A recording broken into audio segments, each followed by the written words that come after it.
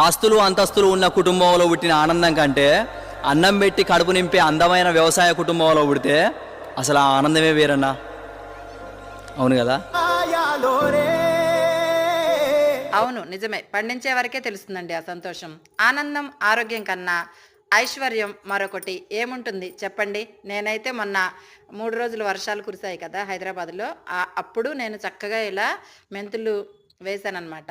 4 టబ్బుల్లో హ్యాపీగా మొలకలైతే వచ్చేసాయండి. చూస్తున్నారు కదా! నా ఆనందానికి అవధులేలేవనమాట. చాలు చిన్న చిన్న సంతోషాలు ఎంతో ఆరోగ్యాన్నిస్తుంది. సంతోషమే కదా! చాలా సగం బలం అంటాము. అలా స్ప్రింగ్ ఆనియన్స్ పెట్టాను. స్ప్రింగ్ ఆనియన్స్ వచ్చాయన్నమాట ఇలా. చూస్తుంటే ఎంత ఆనందంగా ఉందో. నాకైతే నా లిటిల్ గార్డెనే నా ఆనందం అండి. నిజం చెప్తున్నాను. పంట వీలైనంత వరకు ఇంట్లోనైనా పండించండి. చాలా హ్యాపీగా ఉంటాం. నేను ధనియాలు చల్లాను. వస్తాయి చూపిస్తాను. హ్యాపీగా ఉంది నాకైతే.